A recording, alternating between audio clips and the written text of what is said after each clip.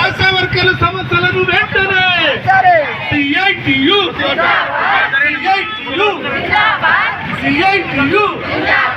జిందాబాద్ జిందాబాద్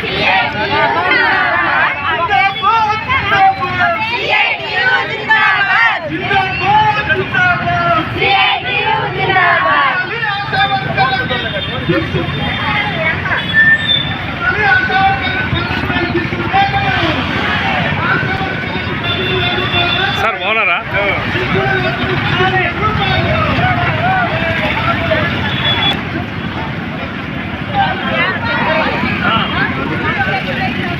okay, వెళ్తున్నా ముందుకు.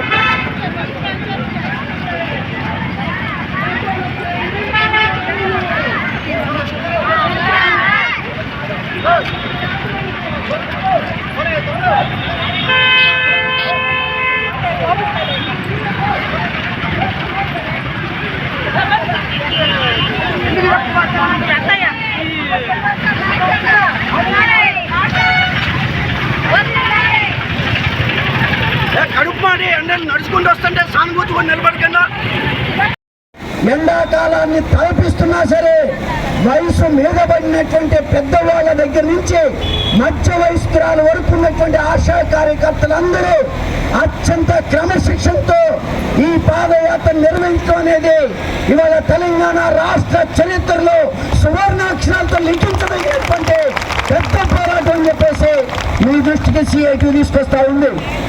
ఎందుకు ఈ పాదయాత్ర నిర్వహించాం? ఆశా వర్కర్ల కాళ్ళలో పిక్కల బలం ఉంది రేవంత్ రెడ్డికి చూపించడం కోసం పాదయాత్ర పెట్టలేదు. జిల్లా కలెక్టర్ గారితో, జిల్లా పోలీస్ అధికారులతో, యంత్రాంగాలతో నువ్వు నడవగలం, నువ్వు మహిళలం, నువ్వు నడిచే సత్తా ఉందని చూపించడం కోసం ఈరోజు ఈ పాదయాత్ర నిర్వహించలేదు. తానే కడుపుతో మీరిచ్చినటువంటి ఎన్నికలకు ముందించినటువంటి హామీల అమలులో మీ నిర్లక్ష్యాన్ని ఈ తెలంగాణ సమాజానికి అర్థమయ్యేటట్టు తెలియజేయడానికి మీకు సోయిలో ఉండాల్సినటువంటి మీ ప్రభుత్వానికి, సోయిలో లేకుండా ఉన్నటువంటి మీ మంత్రులకి మా పాదయాత్ర నిర్వహించి మీరు ఎన్నికలకు ముందు ఇచ్చినటువంటి హామీలు గుర్తు చేయడానికే ఈరోజు మేము పాదయాత్ర పెట్టాం. ఏమి ఇచ్చారు ఎన్నికలకు ముందు హామీలు? 18,000 రూపాయలు ఫిక్స్డ్ వేతనం అమలు చేస్తామని హామీ ఇచ్చారు. రేవంత్ రెడ్డి గారు ముఖ్యమంత్రి వచ్చి సంవత్సరం దాటింది, 2వ సంవత్సరం ప్రారంభమైంది. ఎన్నికలకు ముందు బీఆర్ఎస్ ప్రభుత్వం అధికారంలో ఉంది, ముఖ్యమంత్రి కేసీఆర్ అధికారంలో ఉన్నాడు. ఆ రోజు సమ్మె నిర్వహించాం, 34 రోజులు సమ్మె నిర్వహించాం. ఆ సమ్మెలో ప్రభుత్వం కొన్ని హామీలు ఇచ్చింది.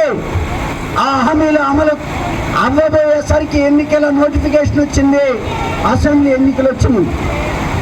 అప్పుడు వచ్చిన టెంట్ల దగ్గరికి ఈ రేవంత్ రెడ్డి రాలేదా? ఈ సీతక్క రాలేదా?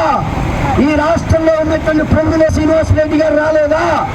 ఈ రాష్ట్రంలో ఈ రోజు కాంగ్రెస్ పరిపాలనలో మంత్రులుగా, ఎమ్మెల్యేలుగా ఉన్నటువంటి వీరందరూ మా టెంట్ల దగ్గరికి రాలేదా?